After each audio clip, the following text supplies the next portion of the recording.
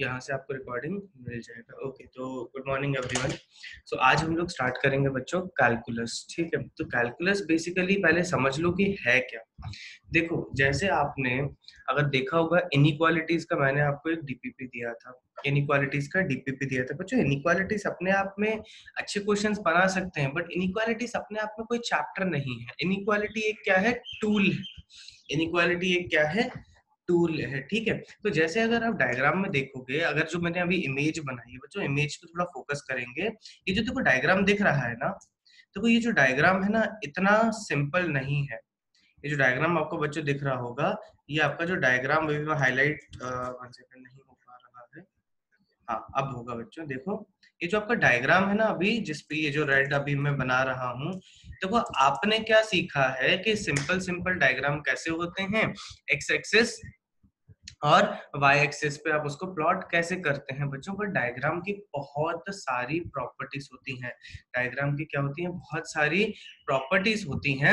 अब उन प्रॉपर्टीज को अगर मुझे एनालाइज करना है तो सिंपल हम लोग कोऑर्डिनेट्स नहीं खेल सकते, जैसे हम लोग कोऑर्डिनेट ज्योमेट्री में बचपन से खेलते हैं। जैसे कि प्रॉपर्टी देखो बच्चों, कि वो कितनी तेजी से बढ़ रहा है, एक वेरिएबल का दूसरे से कितनी तेजी से चेंज आ रहा है, या फिर वो कितनी तेजी से बढ़ के कहाँ पे रुक रहा है, कितनी तेजी से बढ़ के कहाँ पे रुक रहा है, या फिर कब वो नेगेटिव हो रहा है, कब वो पॉजिटिव हो रहा है, वो सिमेट्रिक है कि नहीं। तो बेसिकली ये सारे एनालिसिस करने के लिए बच्चों, ये सारे एनालिसिस करने के लिए हमारे पास एक बहुत ही इंपॉर्टेंट टूल है, जिसको हम लोग बोलते हैं कैलकुलस। तो कैलकुलस बच्चों रियल लाइफ में अपने आप में एग्जिस्ट नहीं करता। जैसे बोलते हैं ना, फिजिक्स अगर मदर है तो मैथ्स फादर है, तो कैलकुलस बेसिकली क्या है हमारा, कैलकुलस हमारा इनेबल करता है कि हमारा घर चल सके, बट घर चलाता कौन है, मदर। तो जैसे सिमिलरली फिजिक्स से हम लोग जब सारे सारे जो इन्वेंशंस हैं, सारे आइडियाज को निकालते हैं ना, तो उनको एक्चुअली पता है वैलिडेट कौन करता है, मैथमेटिक्स। और स्पेसिफिकली मैथमेटिक्स में भी बच्चों कैलकुलस का जितना इंपॉर्टेंस है ना, उसका किसका इंपॉर्टेंस नहीं है। तो मैं फिर से बोल रहा हूँ बच्चों कि कैलकुलस जो है अपने आप में एक टूल है। और वो टूल किस चीज का है, ग्राफ को, उनकी प्रॉपर्टीज को एनालाइज करने का, ग्राफ को, उनकी प्रॉपर्टीज को एनालाइज करने का। तो बच्चों अगली स्लाइड में मैं जो भी चैप्टर्स लिखूंगा, जो भी हेडिंग्स आपको दिखेंगी, they are all basically to the tools which will enable us to analyze this graph। जो बच्चों आपको ये ग्राफ दिख रहा है ना, it's not just this graph, बहुत सारे graph to enable us to understand, analyze, apply और all kinds of things जो हम लोग कर सकते हैं समझने के लिए, वो हम लोग देखेंगे। तो बच्चों यहाँ तक आइडिया क्लियर है तो जल्दी चैट पे कंफर्म करो। अगर बेसिक आइडिया समझा तो चैट पे कंफर्म करो, तो आगे बढ़ेंगे। चलो ठीक है।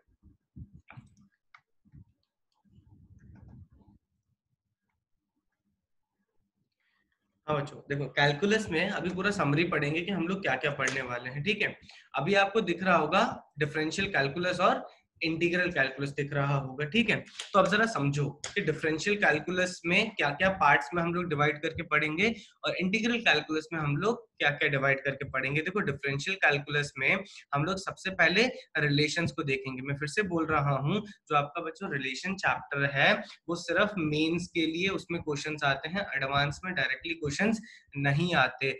बट रिलेशंस बिना समझे आप फंक्शंस तक नहीं पहुंच सकते, आप फंक्शंस तक नहीं पहुंच सकते। फिर उसके बाद आपका लिमिट्स चैप्टर है, कंटिन्यूटी है, एप्लीकेशन ऑफ डेरिवेटिव। तो एक छोटा सा मैं एक छोटा सा ग्राफ बना रहा हूं बच्चों यहाँ पे, ताकि हमारा बेटर अंडरस्टैंडिंग हो जाए।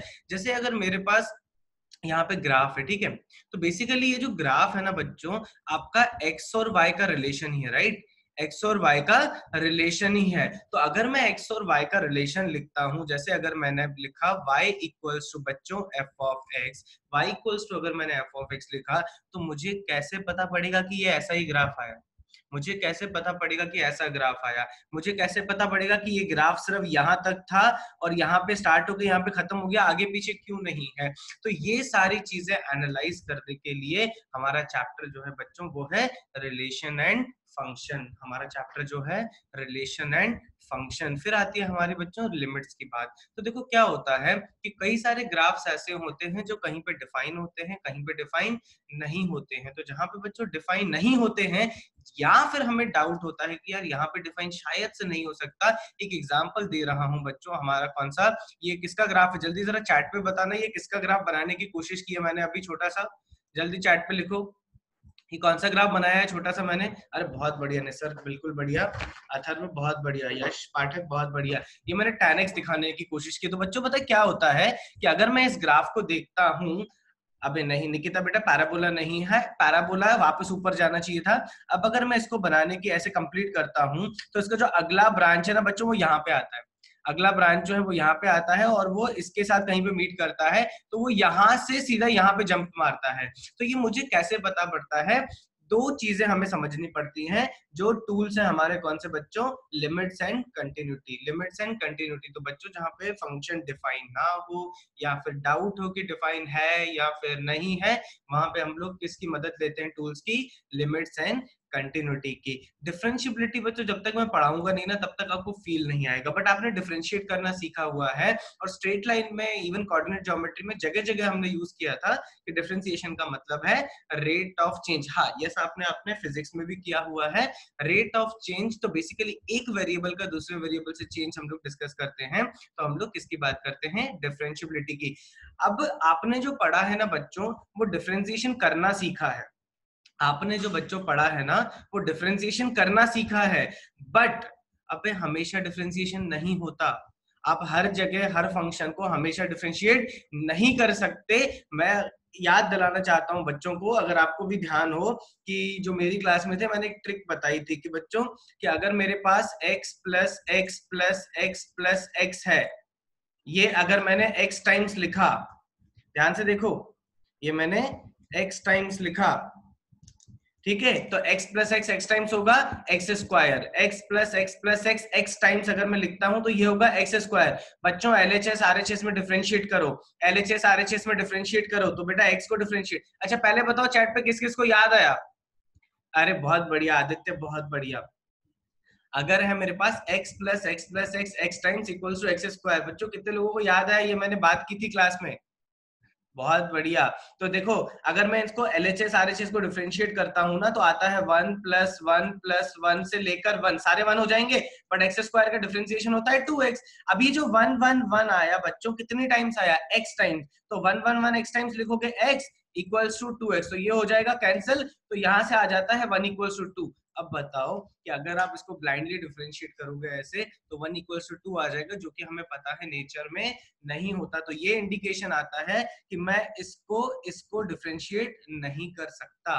कुछ कंडीशंस होती हैं, कुछ सिचुएशंस होती हैं, सुहेल बेटा डिटेल में डिस्कस करेंगे, डोंट वरी।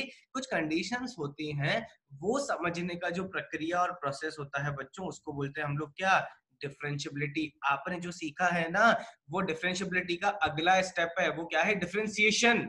वो है क्या, डिफरेंशिएशन। वो तो तब होगा ना जब डिफरेंशिएशन अलाउड होगा, और उसको समझने के लिए हम लोग किसको डिस्कस करते हैं बच्चों, डिफरेंशिएबिलिटी को, ठीक है। और जो वेरी इंपॉर्टेंट और वेरी वेरी इंटरेस्टिंग चैप्टर जो है बच्चों, एप्लीकेशन ऑफ डेरिवेटिव, टेंजेंट का स्लोप निकालना, वेलोसिटी का रिलेशन डिस्प्लेसमेंट से, एक्सेलरेशन का रिलेशन वेलोसिटी से, इन जो भी कनेक्शन पॉसिबिलिटी डिफरेंशिएशन की मदद से हम लोग कर सकते हैं, वो सारे हम लोग देखेंगे किसमें, एप्लीकेशन ऑफ इंटीग्रेशन में। एप्लीकेशन ऑफ इंटीग्रेशन में तो थोड़ा सा फील आ गया होगा बच्चों। मैं अब देखो दो पार्ट में तोड़ रहा हूँ। रिलेशन और फंक्शन जो है ना वो आपको सिखाता है कि ग्राफ क्या होता है, ग्राफ की आप ड्रॉ कैसे करते हो, उसकी प्रॉपर्टीज क्या होती हैं, आप उस पर कमेंट कर सकते हो। तो लिमिट्स और कंटिन्यूटी हमें उस ग्राफ के नेक्स्ट लेवल की एनालिसिस करने में मदद करता है, और एप्लीकेशन ऑफ डेरिवेटिव हमें उसको रियल लाइफ में, बच्चों लिटरली रियल लाइफ के प्रॉब्लम्स आप देखोगे कि कैसे हम लोग एप्लीकेशन ऑफ डेरिवेटिव यूज करके रियल लाइफ के प्रॉब्लम्स को सॉल्व कर सकते हैं। रियल लाइफ के प्रॉब्लम बेसिकली जो आप मैकेनिक्स में बच्चों पढ़े हो ना, जैसे rate of change of momentum, जो भी आप पढ़े हो बच्चों, वो एक्चुअली कैलकुलस की मदद से ही आप एक्सप्लेन कर पाते हो। तो उसका और एक्सटेंसिव यूज देखेंगे हम लोग कौन से चैप्टर में, एप्लीकेशन ऑफ डेरिवेटिव में। अब आते हैं बच्चों इंटीग्रेशन पे। इंटीग्रेशन आपको कम फील आया होगा क्योंकि स्टार्टिंग में मुझे पता है बच्चे डरते हैं एलिमेंट लेने से। कितने बच्चे डरते हैं एलिमेंट लेने से? आशीष सर चिल्ला चिल्ला के थक गए होंगे कि अबे एलिमेंट लो एलिमेंट लो यार। मुझे पता है जब भी बोलते हो कि सर अबे यहाँ पे एलिमेंट लेके कर लो तो आपकी हालत खराब हो जाती होगी, अबे एलिमेंट कैसे ले लूं ये। तो बच्चों वो इसीलिए ही हो पाता है क्योंकि आपको इन ऐसे कुछ नहीं है, वो वहां पे अगर डिस्कस करेंगे तो मैकेनिक्स नहीं पढ़ पाएंगे। वो सारी चीजें बच्चों हम लोग किसमें देखते हैं, डेफिनेट और इनडेफिनेट इंटीग्रेशन में। तो इनडेफिनेट इंटीग्रेशन बेसिकली क्या होता है, हम लोग सीखते हैं कि हम लोग इंटीग्रेशन कैसे करते हैं। वो बेसिकली जो कि होता है क्या बच्चों, सिंपल लिख रहा हूं यहाँ पे, देखेंगे डिटेल में, जो कि आपका होता है रिवर्स ऑफ डिफरेंशिएशन। क्या होता है बच्चों, रिवर्स ऑफ डिफरेंशिएशन हम लोग देखेंगे इसको डिटेल में। फिर डेफिनेट इंटीग्रेशन की बात करेंगे कि जैसे यार dy बाई dx मुझे 2-3 बच्चों ने लिखा कि सर स्लोप स्लोप स्लोप लिखा बच्चों ने, ठीक है। तो वैसे ही अगर डेफिनेट इंटीग्रेशन करते हो ना तो भी कुछ हमें मिलता है। जरा चैट पे लिखोगे कि डेफिनेट इंटीग्रेशन करने से क्या मिलता है, जल्दी बताओ चैट पे, डेफिनेट इंटीग्रेशन करने से क्या मिलता है। इसी स्लाइड में उसका हिंट भी लिखा हुआ है। बहुत बढ़िया, बहुत बढ़िया बच्चों, बहुत बढ़िया। नहीं गौरी बेटा, कर्व कैसे मिलेगा? डेफिनेट इंटीग्रेशन जब आप करते हो ना तो एक वैल्यू आती है जो कि आपको देता है एरिया, जो कि आपको देता है एरिया। तो डेफिनेट इंटीग्रेशन करने से आपको एरिया ऑफ द कर्व्स निकालने की कोशिश मिलती है, ठीक है। अब एरिया आपने निकाल लिया तो फिर आप क्या करते हो कि जो आपने फंक्शंस में अलग अलग कर्वेचर सीखे थे, अलग अलग तरीके के आपने ड्राइंग सीखी थी, अलग अलग तरीके के प्रॉपर्टी सीखे थे, उन सबका आप एरिया निकालने की कोशिश करते हो जब आपके पास डेफिनेट इंटीग्रेशन का हथियार कंफर्टेबली आ जाता है। तो बेसिकली एरियाज में हम लोग क्या सीखते हैं, बहुत सारे कर्व, जैसे पैराबोला हो गया, सर्कल हो गया, एलिप्स हो गया, और इवन बच्चों बहुत ही कॉम्प्लिकेटेड कर्व्स भी होते हैं जिसका हम लोग एरिया निकाल सकते हैं इसकी मदद से। फिर आता है mother of all chapters, mother of all chapters जो कि है डिफरेंशियल इक्वेशन। इस डिफरेंशियल इक्वेशन का क्या मतलब है बच्चों, जैसे अगर मैंने आपको दिया, सिंपल बिल्कुल बेसिक देखेंगे, अगर मैंने आपको दिया dy by dx equals to x, dy by dx equals to x, तो बच्चों dy बाई dx कोई नॉर्मल x और y का वेरिएबल नहीं है। It's not an algebraic. Anshul बाद में डिस्कस करते हैं इसको, अभी फोकस करो। dy बाई dx अगर इक्वल्स टू x है तो इसमें x और y वेरिएबल नहीं है। dy बाई dx एक आपका डेरिवेटिव है। तो बच्चों जिसमें डेरिवेटिव हो और जिसमें उन डेरिवेटिव्स के वेरिएबल के एल्जेब्रिक टर्म हो, इवन अगर मैं इसको x प्लस y भी लिख दूं, तो बच्चों this is the differential equation which contains the derivative and the algebraic variables of the इन जो भी डेरिवेटिव में इन्वॉल्व है। तो बच्चों इस टाइप की इक्वेशन को हम लोग बोलते हैं डिफरेंशियल इक्वेशन। तो डिफरेंशियल इक्वेशन में आप क्या करते हो, डिफरेंशियल इक्वेशन बनाना सीखते हो। फिर से बोल रहा हूँ, डिफरेंशियल इक्वेशन बनाना सीखते हो तो किसकी मदद लगेगी, डिफरेंशिएशन की। डिफरेंशिएशन इक्वेशन बनाने के लिए किसकी मदद लगेगी, डिफरेंशिएशन की। फिर डिफरेंशियल इक्वेशन को सॉल्व करने के लिए किसकी मदद लगेगी, इंटीग्रेशन की। सॉल्व करना मतलब क्या है, इसको वापस हम लोग कर्वेचर में कन्वर्ट करेंगे तो किसकी मदद लगेगी, इंटीग्रेशन की। तो मैं क्यों बोल रहा हूँ differential equation is the mother of all chapter, because it uses both the concepts equally, integration as well as differentiation. यहां तक क्लियर है तो जल्दी चैट पे कंफर्म करो। अंशुल का एक डाउट आया है कि सर पैराबोला का एरिया हम लोग कैसे निकालेंगे। बच्चों पैराबोला का अकेले का एरिया नहीं निकालना। अगर मेरे पास देखो यहाँ पे छोटा सा देखेंगे, अगर मेरे पास एक कर्वेचर नहीं है, 2-4 कर्वेचर हैं, एग्जाम्पल जैसे अगर अगर मेरे पास 2-4 कर्वेचर है, जैसे कहाँ पे जगह बची है हमारी, ये देखो, अगर हमारे पास 2-4 कर्वेचर हैं, एग्जाम्पल जैसे चलो पैराबोला की बात करते हैं, तो पैराबोला का एरिया मैं आपको बोलूंगा कि ये निकालो with respect to x axis, यहां तक 0 से लेकर लेट्स से 2 तक। तो आप ये एरिया, कोई फॉर्मूला है क्या, बचपन में सीखा है क्या ये फॉर्मूला निकालना?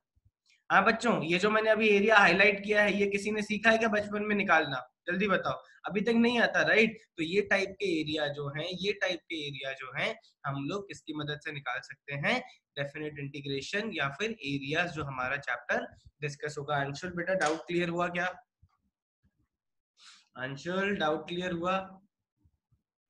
बाकी सब लोग क्या देख रहे हो, जल्दी लिखो, इसको लिखो जल्दी से, अच्छे से बिल्कुल लिखेंगे। Differential calculus and integral calculus लिख के हो जाए तो जल्दी लिखो। हो गया तो हम लोग फिर स्टार्ट करेंगे रिलेशनशिप।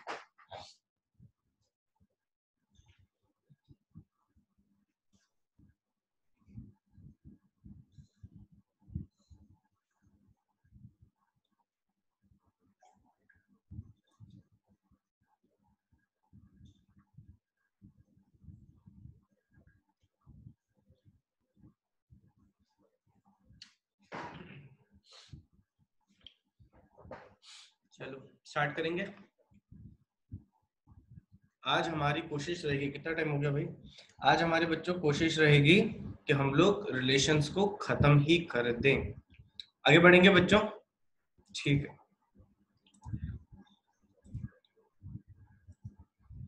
हम अब हेडिंग डालेंगे बच्चों। सबसे पहले बड़ी हेडिंग डालेंगे रिलेशंस। सबसे बड़ी हेडिंग डालेंगे बच्चों रिलेशंस हेडिंग डालेंगे। उसके बाद हेडिंग डालेंगे कार्टेशियन प्रोडक्ट। सबसे पहली हेडिंग डालेंगे रिलेशंस, उसके बाद हेडिंग डालेंगे कार्टेशियन प्रोडक्ट।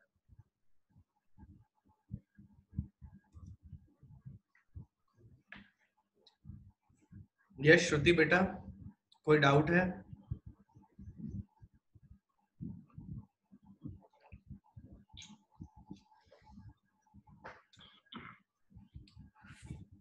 बच्चों हेडिंग लिखेंगे रिलेशंस नया चैप्टर, और उसमें हेडिंग डालेंगे कार्टेशियन प्रोडक्ट। कार्टेशियन प्रोडक्ट, ठीक है। जल्दी बताओ चैट पे भाई, हेडिंग लिख के हो गया तो आगे बढ़े, ठीक है। मैं उम्मीद कर रहा हूं बच्चों आप सबने सेट्स पढ़ लिया होगा, बेसिक सेट्स आपको आता होगा, बेसिक सेट्स आपको आता होगा। नहीं तो नहीं पढ़ा तो जल्दी से इसको देखो। अगर मेरे पास बच्चों एक सेट ए है, जिसने भी नहीं पढ़ा जल्दी देखो, जितना मुझे जरूरत है उतना मैं अभी बता देता हूँ। देखो 1 2 3 4 5, जल्दी अनूप के बच्चे बताएंगे जिनसे मतलब जिनसे मैंने डिस्कस किया हुआ है। ये कौन सा फॉर्म है रिप्रेजेंटेशन ऑफ सेट? ये कौन सा फॉर्म है representation of set? Very good. ये कौन सा फॉर्म है? अबे प्रज्वल पिटेगा साले, लिस्टिंग फॉर्म कौन सा होता है ये?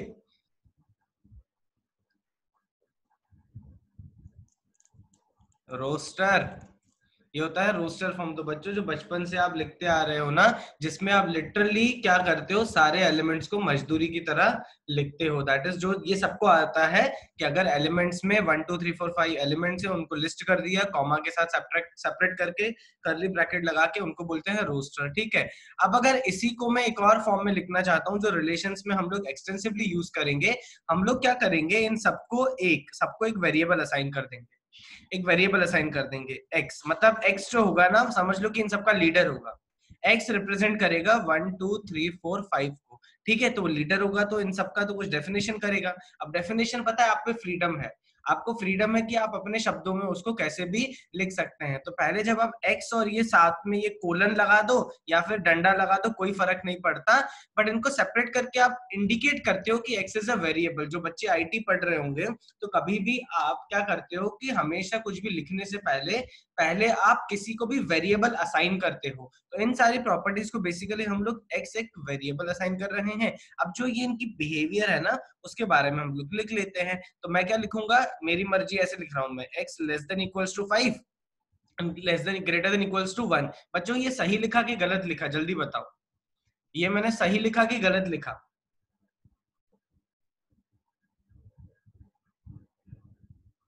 x greater than equals to 1, अरे नहीं,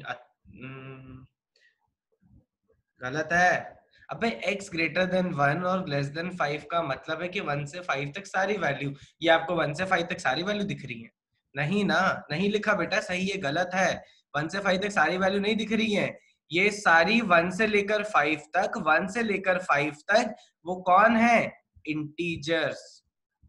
इंटीजर्स, समझे कि नहीं? इंटीजर्स। अब सही है कि गलत है? अब बताओ। अब सही है, समझे? अब अगर आप चाहो ना तो इसको दूसरे तरीके से भी लिख सकते हो, जिसमें आपने, जरूरी नहीं है भाई, जरूरी नहीं है कि एक्स को ही पार्टी मिले, अपना वेरिएबल आप खुद बना सकते हो। अगर मैं टी को वेरिएबल बनाना चाहता हूं तो भी कोई दिक्कत नहीं है, पर इंश्योर करना कि टी की डेफिनेशन आप वही लिखो जो ये आपका सेट रिप्रेजेंट करता है। तो अगर मैं ऐसे लिखता हूं कि टी इज, ध्यान से देखिएगा, T is first five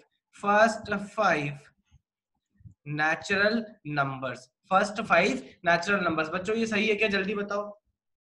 T को मैंने पहले वेरिएबल असाइन कर दिया और टी को बोल दिया फर्स्ट 5 नेचुरल नंबर, सही है क्या? बहुत बढ़िया। तो बच्चों देखो, ये जो दोनों फॉर्म लिखे ना मैंने, क्या लिखे कि मैंने वेरिएबल असाइन कर दिया और उनपे वेरिएबल की डेफिनेशन लिख दी। इनको बोलते हैं हम लोग क्या, सेट बिल्डर फॉर्म। इनको बोलते हैं सेट बिल्डर फॉर्म। और रिलेशंस में बच्चों 90% हम लोग सेट बिल्डर फॉर्म का ही यूज करेंगे, सेट बिल्डर फॉर्म का ही यूज करेंगे। जल्दी बच्चों 20-10 सेकंड में लिखेंगे इसको, जिन्होंने सेट्स पहली बार यहाँ पे ये सेट बिल्डर फॉर्म देखा है, जल्दी लिखो।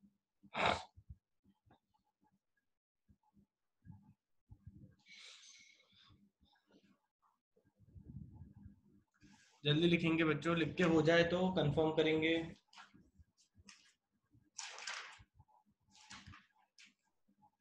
बस ये दो चीजें चाहिए मुझे और कुछ नहीं चाहिए, और बाकी सबसेट वबसेट तो कॉमन सेंस है, वो कॉमन सेंस से हम लोग देख लेंगे आगे चल के। हाँ भाई कार्टेशियन, हाँ 10th में तो था ही ना, 10th में तो था ही ना, बट मैं तुम पे भरोसा कैसे करूं बच्चों। स्टार्ट करेंगे डेफिनेशन। चलो भाई, कार्टेशियन प्रोडक्ट की डेफिनेशन लिखो।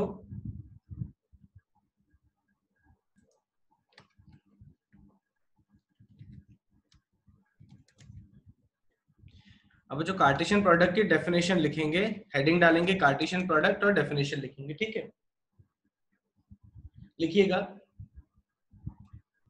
बच्चों, चैट पे लिखिएगा कार्टेशियन प्रोडक्ट की definition. One second, let me.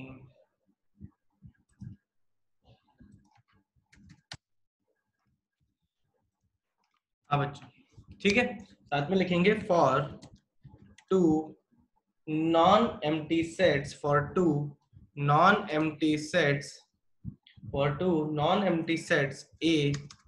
Non empty sets A and B का मतलब है कि ए और बी में कम से कम एक एलिमेंट होना चाहिए, ए और बी में एक एलिमेंट होना चाहिए। दी सेट ऑफ, ध्यान से देखिएगा, set of all ordered pairs, the set of all ordered pairs. I hope जो ये सबका हो गया होगा, तो इसको हटा देते हैं। The set of all ordered pairs पहले लिखिएगा।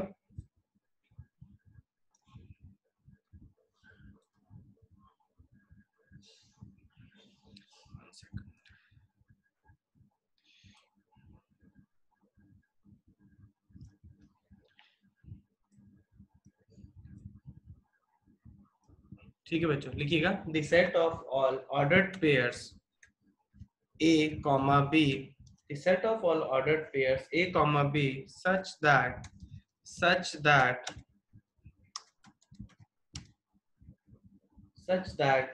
a belongs to a belongs to a। बच्चों ध्यान से देखिएगा, ऐसे लिखेंगे a belongs to set a, ऐसे लिखेंगे a belongs to set a and b belongs to set b।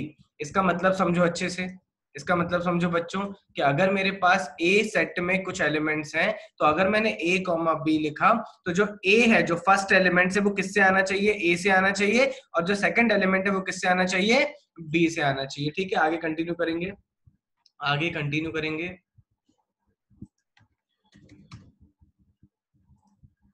हाँ बच्चों, is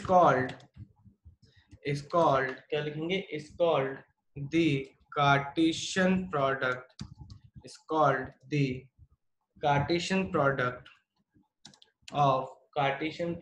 of set A and set B, set A and set B, set A and set B, and is denoted by बच्चों ध्यान से देखो, A cross B is denoted by A cross B। ठीक है, तो अब इसको लिखेंगे हम लोग कैसे, ध्यान से देखिएगा, एक बार डेफिनेशन पढ़ेंगे। For two non empty sets A and B, the set of all ordered pairs A, B, all the ordered pairs A, B such that जो A फर्स्ट टर्म होना चाहिए A में होना चाहिए, सेकंड टर्म B में होना चाहिए, तो उसको बोलेंगे कार्टेशियन प्रोडक्ट, और उसको डिनोट करते हैं A क्रॉस B से। कुछ भी नहीं समझ में आया तो जरा ध्यान से देखो, इसको हम लोग एक्चुअली डेफिनेशन को कैसे कंटिन्यू करते हैं। अगर मैंने बोला कि मेरे पास A सेट है A, कॉमा बी कॉमा सी। ध्यान से देखिएगा, अगर मेरे पास ए सेट है, ए कॉमा बी कॉमा सी, ध्यान से देखिएगा। हाँ बेटा, यश बेटा जल्दी बताओ डाउट, जल्दी बताओ डाउट, यश जल्दी बता। अरे आते हैं, पहले डेफिनेशन खत्म कर लेने दो, उसके बाद क्लियर हो जाएगा बच्चों। डेफिनेशन पहले समझेंगे। देखो ये लिखा हुआ है ए कॉमा बी कॉमा सी, मैंने ए सेट ले लिया, ये तो आपको दिया होना चाहिए। फिर बी सेट को ले लिया मैंने 1 कॉमा 2। तो बच्चों अगर अगर कुछ बच्चों को ये इंग्लिश समझ में आई तो मुझे ये बताओ कि ए क्रॉस बी, ध्यान से देखिएगा, जो ए क्रॉस बी होगा उसमें कितने एलिमेंट्स होंगे। अगर कुछ जिन बच्चों को समझ में आया कि ये डेफिनेशन के हिसाब से खुद से फिगर आउट कर पा रहे हो तो बताओ। अरे बहुत ही बढ़िया, याक्षु गलत है, विदित सही है, आदित्य गलत है। पहले सोचो, भली गलत हो डरो मत, भली गलत हो कोई दिक्कत नहीं है, बट मुझे सोचना है, आप मतलब सोचना। चलो चलो आगे, कम से कम चलो, बहुत बढ़िया, ठीक है। आप लिखना बंद करो। अब जरा यहाँ पे अंग्रेजी पढ़ते हैं। देखो, the set of all ordered pairs A comma B.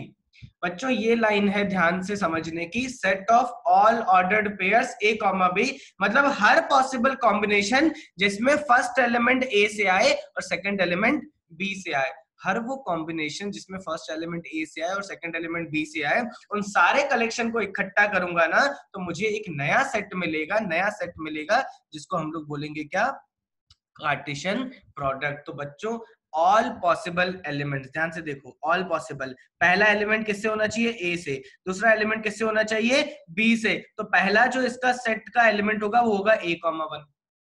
ध्यान से समझो, पहला जो होगा ए कॉमा 1, मतलब ए किसके साथ कनेक्ट होगा, 1 के साथ। अच्छा, दूसरा क्या होगा बच्चों, ए कॉमा 2। दो हो गए, राइट। अब मुझे चैट पे बताओ, अब मुझे चैट पे बताओ, जिन्होंने गलत लिखा था, जिन्होंने 6 नहीं लिखा था, आप समझ में आया कि 6 कैसे आने वाला है। 9 कैसे आएंगे बच्चों, 9 कैसे आएंगे, ए कॉमा 1, ए कॉमा 2, ठीक है। फिर क्या होगा बच्चों, बी कॉमा 1, फिर क्या होगा, बी कॉमा 2, फिर होगा सी कॉमा 1 और C कॉमा 2। तो बच्चों इसके अलावा और कोई पॉसिबिलिटी है क्या, देखो ना, सारे कॉम्बिनेशंस तो ले लिए, मतलब जो फर्स्ट एलिमेंट है वो सारे A के कनेक्ट हो गए किसके साथ, B के साथ। और ध्यान से देखो, ये ध्यान से समझो, ये लाइन बहुत इंपॉर्टेंट है, सेट ऑफ ऑल, इसका मतलब है कि जो A क्रॉस B निकल के आएगा ना वो भी एक सेट होगा, वो भी एक सेट होगा। और जो ये सारे 6 के 6 एलिमेंट, ये जो भी आपके एंटिटीज आई हैं, ये उस सेट के क्या हो जाएंगे, एलिमेंट्स हो जाएंगे। तो आपकी जिम्मेदारी बनती है कि उसको भी क्या करेंगे, कर्ली ब्रैकेट से कवर कर लेंगे, जैसे हम लोग सेट्स को कवर करते हैं, सेट्स को कवर करते हैं। तो बच्चों अगर ये समझा तो मुझे बताओ, क्या मैं बी क्रॉस से डिफाइन कर सकता हूं, क्या मैं बी क्रॉस से डिफाइन कर सकता हूं, जल्दी बताओ। यस कर सकते हैं। कितने एलिमेंट्स होंगे जल्दी, बी क्रॉस ए में कितने एलिमेंट्स होंगे, बहुत बढ़िया, बहुत बढ़िया, बहुत बढ़िया, समझ में आ गया। तो बी क्रॉस ए लिखेंगे बच्चों, बी क्रॉस ए में पहला एलिमेंट किससे आएगा, बी क्रॉस ए में पहला एलिमेंट ए से आएगा कि बी से आएगा,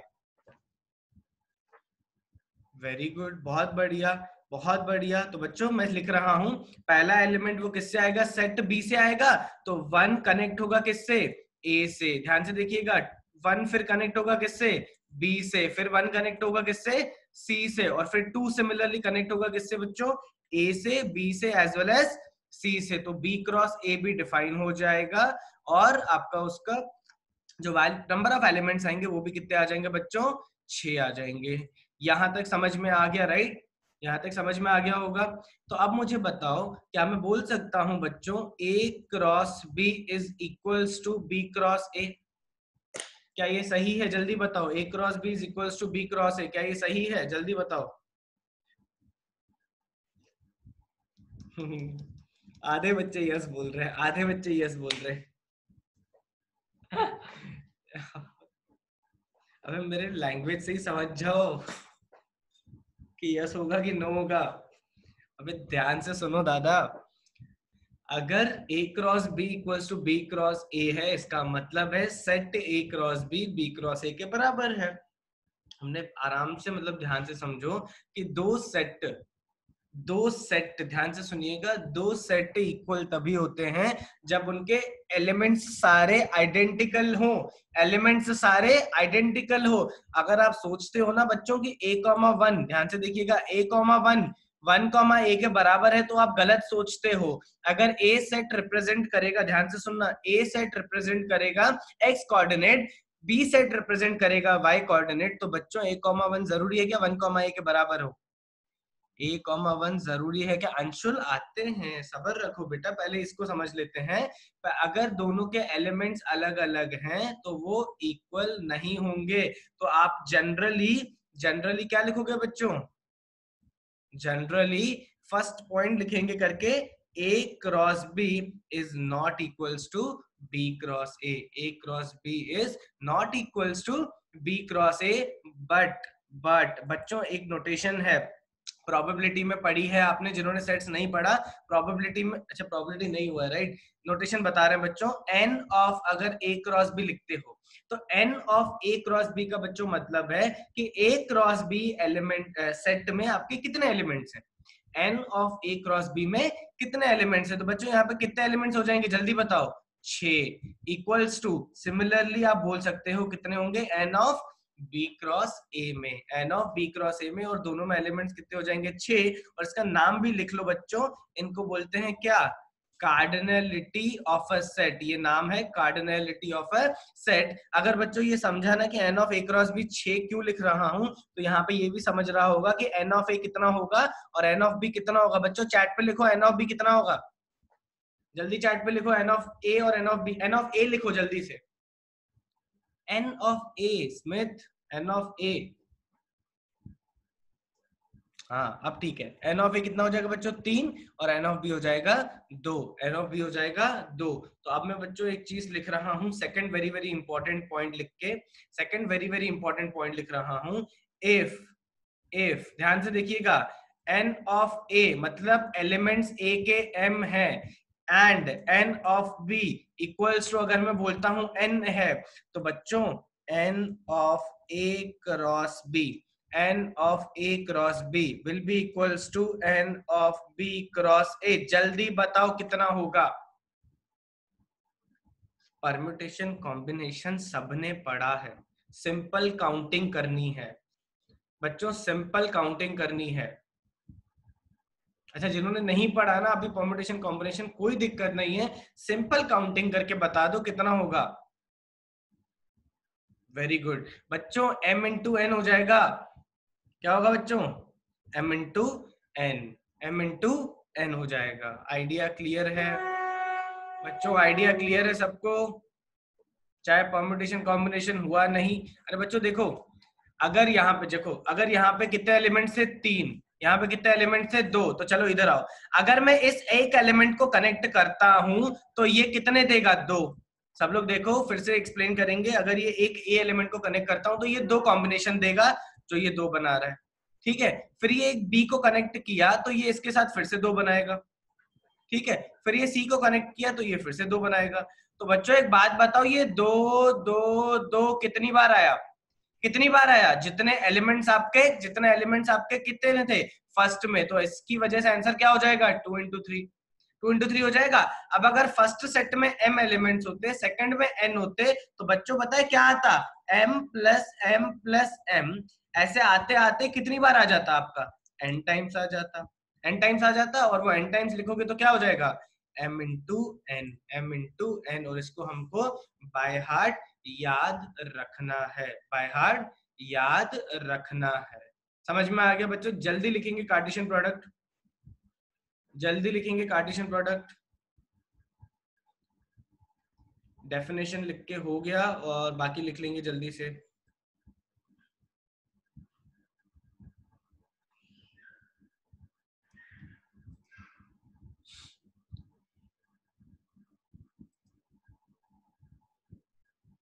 बच्चों लिख के हो जाए तो कंफर्म करेंगे।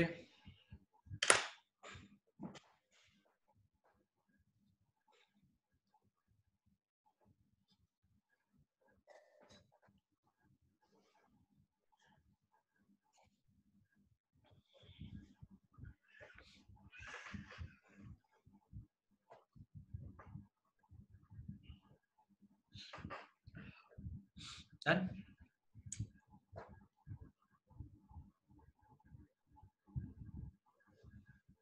ठीक है बच्चों, थर्ड पॉइंट लिखेंगे। थर्ड पॉइंट लिखेंगे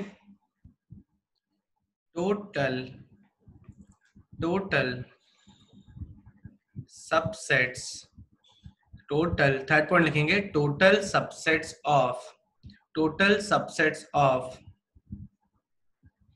A क्रॉस B।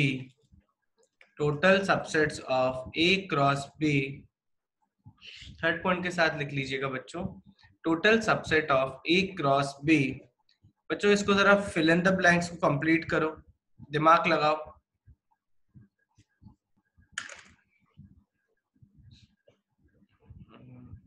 M और N के टर्म में बता अंशुल।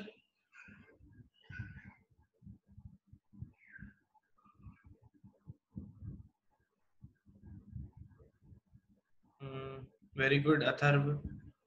दो। श्रुति बेटा आई गेस आप और भी लिखना चाहते हो। मोहित बढ़िया। अंशुल बहुत बढ़िया।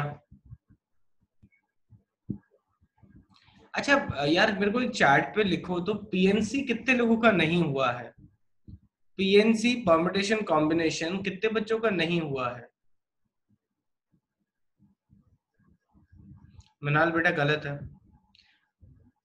परम्यूटेशन कॉम्बिनेशन सबका हो गया है राइट? पीएनसी नहीं हुआ है, ठीक है।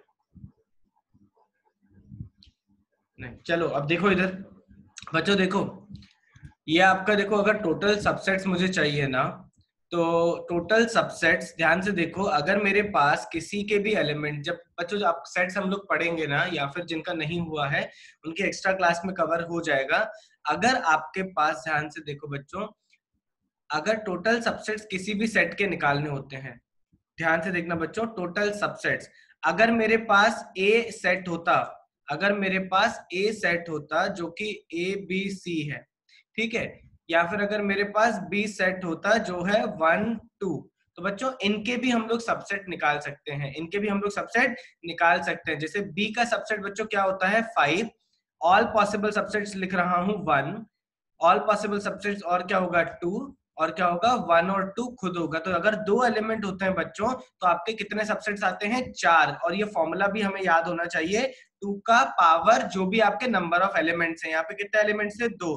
तो अगर ये फॉर्मूला आपको समझ रहा है कि 2 की पावर नंबर ऑफ एलिमेंट्स, बच्चों जिन्होंने सेट्स नहीं पढ़ा है सेट्स में इसको और अच्छे से समझेंगे, पीएनसी में भी अच्छे से समझेंगे, अभी के लिए याद कर लेंगे कि 2 की पावर आपके जो नंबर ऑफ एलिमेंट्स होते हैं उतने सबसेट्स होंगे। तो बताओ ए के सबसेट्स कितने होंगे, जल्दी बताइए ए के सबसेट्स कितने होंगे बेटा?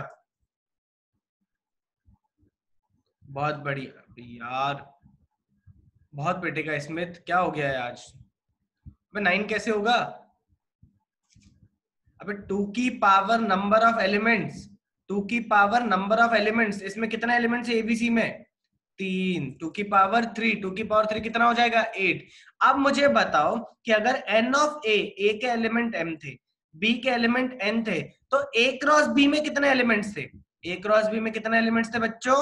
m into N. तो बता सकते हो कि total subset of A cross B कितना होगा? Total subset of A cross B होगा 2 की power number of elements, very good, 2 की power number of elements in A cross B which is m into N, m into N.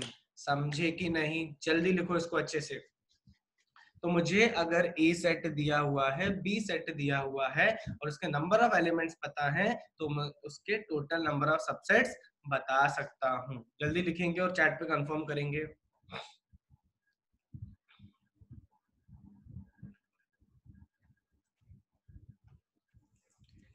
जल्दी लिखेंगे।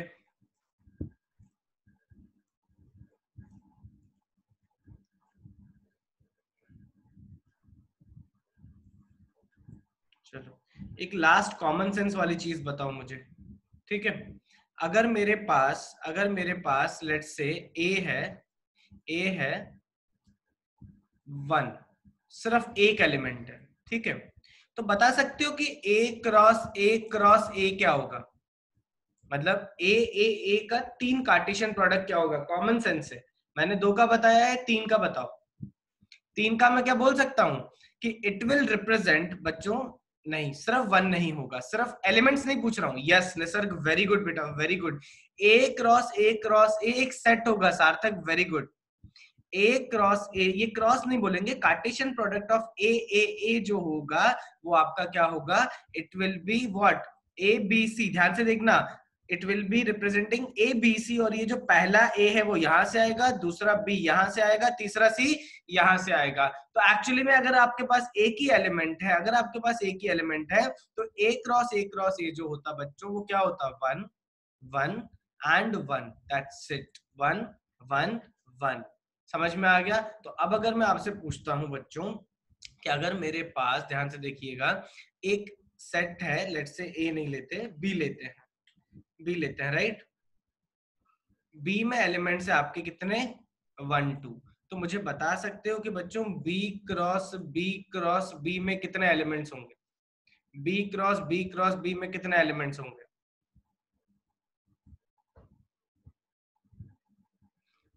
बहुत बढ़िया बच्चों, देखो बी क्रॉस बी जो होगा ना, जो बी क्रॉस बी होगा उसमें कितने होंगे एलिमेंट्स, 4।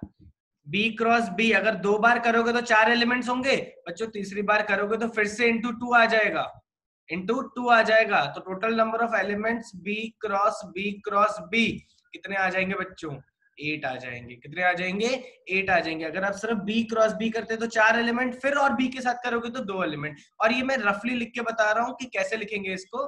पहला होगा 1 1 1, ठीक है। फिर दूसरा होगा बच्चों 1 1 2, फिर होगा क्या 1 2 1, फिर होगा क्या 1, ध्यान से देखिएगा 1 2। ये 4 एलिमेंट्स हो गए। अब अगर ये सब देखो, फर्स्ट प्लेस पे अभी तक मैंने 1 रखा है, और फर्स्ट प्लेस पे सबको अगर 2 रखोगे तो बाकी के 4 एलिमेंट्स आ जाएंगे।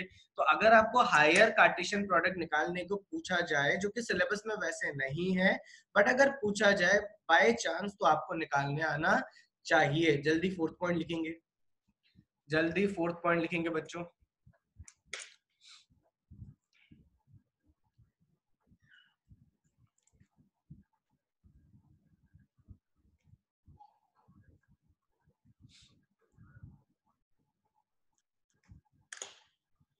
हो गया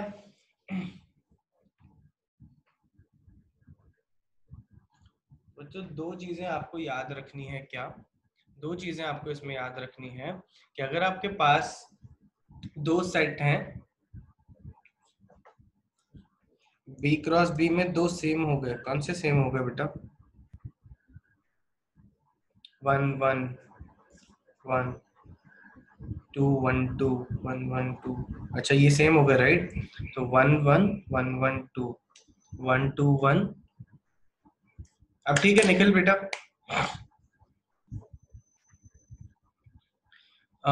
यश बेटा एक बार आप देख लोगे, इसका रिकॉर्डिंग देख लेना, बहुत बेसिक है बेटा, बहुत बेसिक है। नहीं तो बच्चों जब आपका परम्यूटेशन कॉम्बिनेशन या फिर सेट्स हो जाएगा ना, ये आपको हलवा लगेगा, जो मैंने थर्ड और फोर्थ पॉइंट एक्सप्लेन किए हैं। थर्ड और फोर्थ पॉइंट अभी के लिए क्या करो, इनको याद रख लो कि टोटल सबसेट्स कितने होंगे बच्चों, 2 की पावर mn।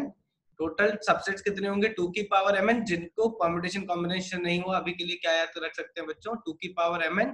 और आपके जो लास्ट वाला है, आप उसको सिंपली 3 3 या 4 4 के भी कार्टेशियन प्रोडक्ट निकाल सकते हैं। मैं फिर से बोल रहा हूँ बच्चों, फोर्थ पॉइंट जो है वो बहुत रेयरली इसके बारे में बात होती है, बट पता होना जरूरी है, पता होना जरूरी है। चलो आगे बढ़ेंगे बच्चों, चैट पे कंफर्म करो, आगे बढ़ेंगे।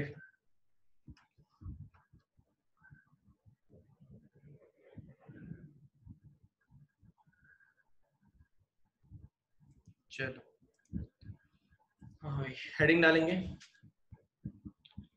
रिलेशन डेफिनेशन लिखेंगे बच्चों। नेक्स्ट रिलेशन की डेफिनेशन लिखेंगे। यश बेटा डोंट वरी, इसकी रिकॉर्डिंग अच्छे से आप एक बार चेक कर लीजिएगा, ठीक है। चलो जल्दी डेफिनेशन लिखेंगे, लिखो भाई। अ रिलेशन आर, बच्चों ध्यान से देखना, डेफिनेशन में पूरा सार है इसका, ठीक है। A relation R, a relation R from a non-empty set a relation are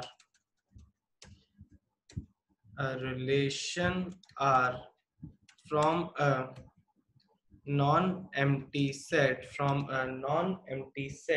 A to another non-empty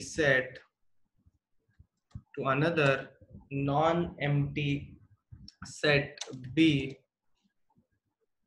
is defined as subset of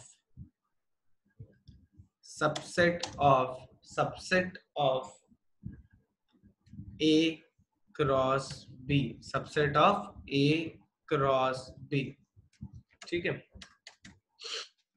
subset of A cross B, ठीक है। नेक्स्ट लाइन में बच्चे लिखेंगे here elements of A, पहले लिख लेंगे फिर इसको अच्छे से समझेंगे। here elements of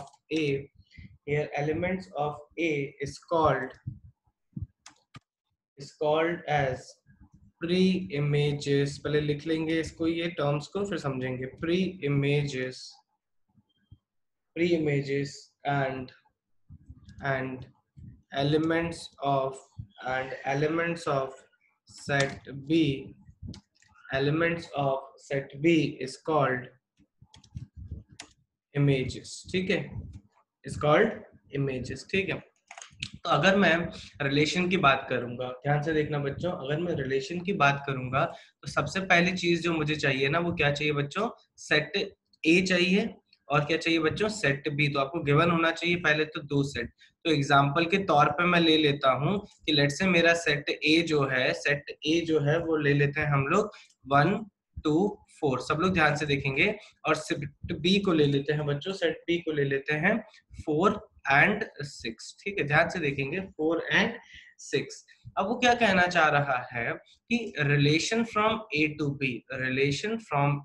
B is the subset of A cross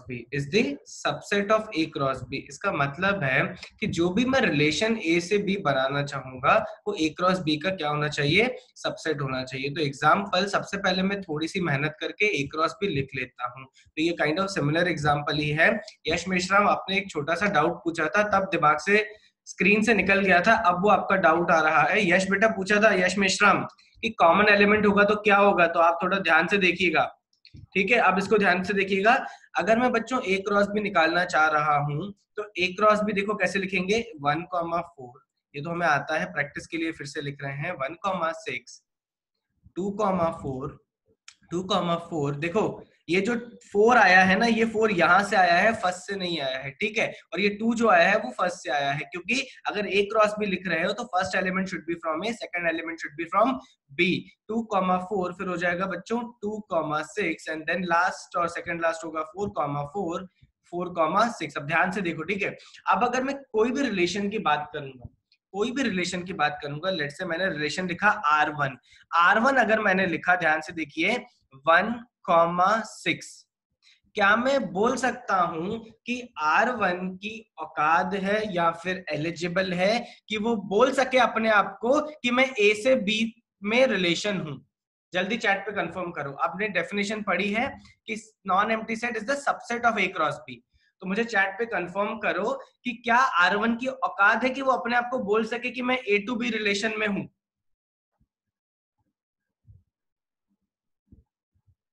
yes. अब मुझे कैसे पता पड़ा, ध्यान से देखना, मुझे कैसे पता पड़ा।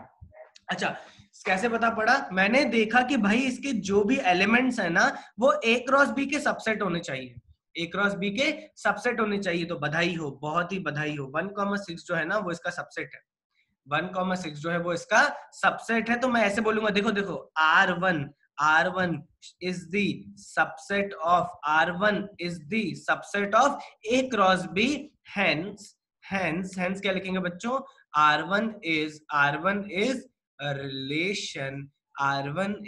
relation from, देखो नोटेशन देखो, A to B, ए से लेकर बी तक आपका रिलेशन है, ए से लेकर बी तक आपका रिलेशन है। अब मैं लिख रहा हूं बच्चों R2, अब मैं लिख रहा हूं R2, 6,1, बताओ क्या ये रिलेशन है? क्या ये रिलेशन है?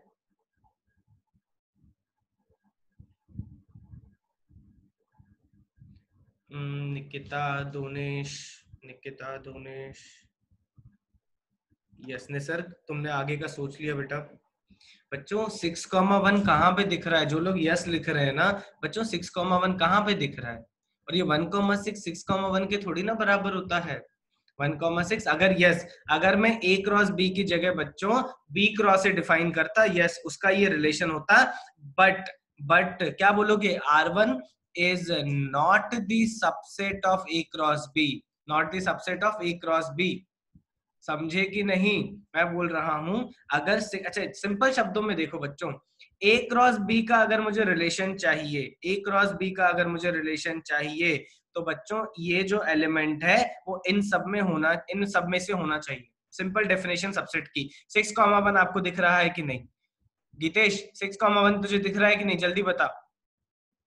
6,1 दिख रहा है ए क्रॉस बी में? नहीं दिख रहा, नहीं दिख रहा। तो क्या बोलेगा? R1 is not the subset of A cross B, hence it is not a relation, not a relation, not a relation from A to B।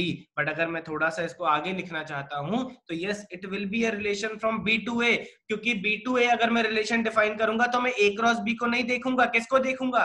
अगर मैं B to A relation define करूंगा तो किसको देखूंगा? जल्दी बताओ चैट पे, जल्दी बताओ चैट पे। अगर मैं B to A देखूंगा तो मैं किसको, कौन से कार्टेशियन प्रोडक्ट को देखूंगा? Very good, very good, very good, अब समझ में आ गया। तो अब बच्चों एक दो एग्जांपल लिख रहा हूं, बताना यस और no whether it is a relation from A to B or not। ये अभी A to B की बात चल रही है तो सिर्फ A to B के बारे में बात करेंगे। 1,4 1,6 2,4 2,6। हाँ भाई जल्दी बताओ ये रिलेशन है कि नहीं, ये A to B रिलेशन है कि नहीं? यहाँ पे लिख ही देते हैं। चलो बहुत बढ़िया, ये है, बहुत बढ़िया। ठीक है, तो आई गेस हमको आइडिया आ गया कि अगर मुझे ए टू बी रिलेशन निकालना है, ए टू बी रिलेशन निकालना है बच्चों, तो मैं क्या करूंगा? सारे एलिमेंट्स रिलेशंस के देखूंगा कि हमारे ए क्रॉस बी में है कि नहीं। मुझे ये बताओ कि ए से लेकर बी तक R1 और R3 रिलेशन है, ठीक है? ये तो रिश्ते बना रहे हैं ना हम लोग, ये लोग, हम लोग रिश्ते बना रहे हैं किसके? ए और बी के एलिमेंट्स के। तो ऐसे कितने रिश्ते बनेंगे जरा चैट पे बताना मुझे, ऐसे कितने रिश्ते बनेंगे? मतलब ऐसे कितने रिश्ते बना सकते, जल्दी बताओ, देखें कितने बच्चों को समझा। निकिता बेटा नहीं, ऐसे कितने रिश्ते बना सकते हो? 36 नहीं। सृष्टि वेरी गुड, विदित वेरी गुड, तू समझा। कौशिक गलत। अभी 6 फैक्टोरियल, मिनाल बेटा कहाँ पहुंच गया? फैक्टोरियल कहाँ से आ गया? नहीं निसर्ग, -1 मत कर। Empty set is also relation, non empty relation तू बोल रहा है। चलो आगे देखो बच्चों, जितने सबसेट बना पाओगे ना, अब आप लिखना बंद करो, जितने सबसेट बना पाओगे ना उतने रिलेशंस होंगे। ए क्रॉस बी के बच्चों जितने रिलेशन आप बना पाओगे, जितने रिलेशन बना पाओगे उतने रिलेशन होंगे। तो कितने सबसेट बना पाते हो भाई? कितने सबसेट बना पाते हो? अगर ए क्रॉस बी में 6 एलिमेंट थे, ए क्रॉस बी में 6 एलिमेंट थे बच्चों, तो नोट में लिख सकता हूं टोटल, टोटल रिलेशंस, बच्चों ध्यान से देखेंगे, total relation from A to B, from A to B will be बच्चों जितने पॉसिबल सबसेट बना सकते हो उतने रिलेशन बनेंगे। Will be total subsets, total subsets of A cross B, which will be equals to what? 2 to the power elements of A, let's say उसको हमने M starting से लिया है, और elements of B, तो 2 to the power mn, 2 to the power mn। yes, empty relation is also considered as the relation, empty relation। सुष्टि क्या बोल रहे हो? Sir R2 is not equal to चाहिए। हाँ करेक्ट करते हैं बच्चों, डोंट वरी। ये रहा ना R2 बच्चों नॉट इक्वल्स टू है ना, नहीं है, सही तो है। ठीक है, तो बच्चों नोट समझा? ये समझा कि नहीं? कौशिक आते हैं डाउट पे। पहले ये समझा कि total relation from A to B will be the total subsets of A cross B. तो अगर आपसे पूछा जाए कि कितने पॉसिबल रिलेशन बनेंगे, 2 टू द पावर mn। हाँ बेटा, कौशिक क्या बोल रहे हो? -1 नहीं होगा?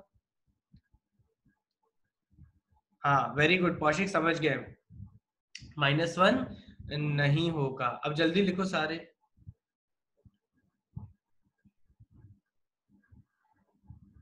अच्छा, R1 इज द रिलेशन। बेटा निखिल आपका डाउट नहीं समझ में आ गया? बाकी सब लोग जल्दी लिखो इसको। निखिल बेटा आपका डाउट नहीं समझे, फिर से लिखो। Yes Kaushik, empty relation is also considered as the relation, one of the relation. अगर ऐसा होता तो बच्चों 5 सेट को भी हम लोग एक सेट कंसीडर करते हैं, वैसे ही एम्प्टी रिलेशन को भी हम लोग एक रिलेशन कंसीडर करेंगे। सृष्टि, जो R2 है वो R होगा। ओके, R2 है ये बोल रहे हो? अब ठीक है सृष्टि बेटा, अब ठीक है। अरे अब ठीक है, इतना भावुक मत हुआ करो, भावनाओं को समझा करो। जल्दी लिखो। आर सप्लीमेंट है बेटा। आर है क्या? आर तो मैंने कहीं लिखा ही नहीं है।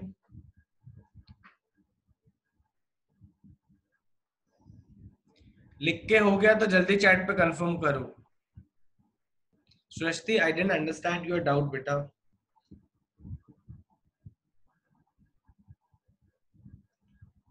डन, चलो आगे बढ़ेंगे।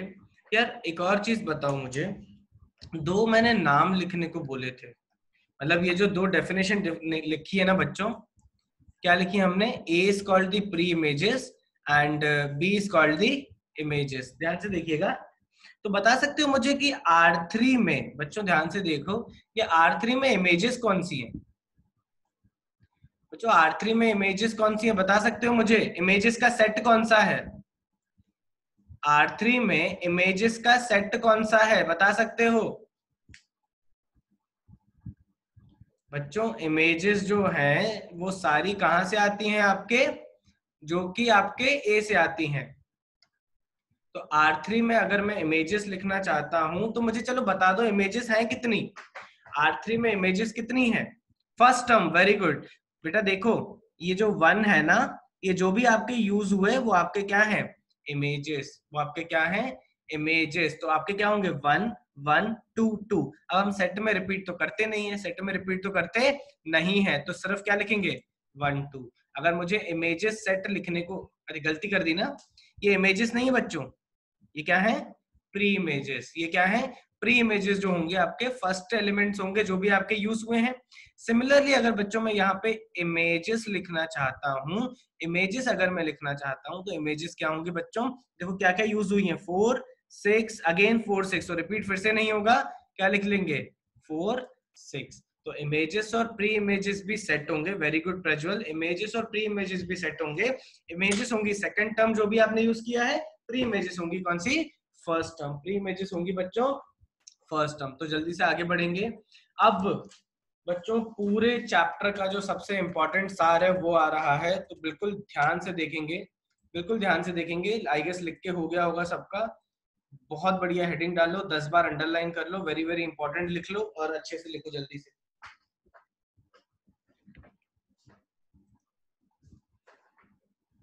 हेडिंग डालो। मतलब ऐसा हो नहीं सकता कि मेंस में या फिर एडवांस में इस हेडिंग से सवाल ना आए, ठीक है? और डोमेन रेंज कोडोमेन सिर्फ यहीं पे नहीं है, आपका पूरा चलेगा, आपका पूरा एंड तक चलेगा डोमेन रेंज एंड कोडोमेन का जो भी एप्लीकेशन है। तो जल्दी डेफिनेशन लिखेंगे बच्चों। सबसे पहला लिखेंगे, सबसे पहला आप लिखेंगे डोमेन।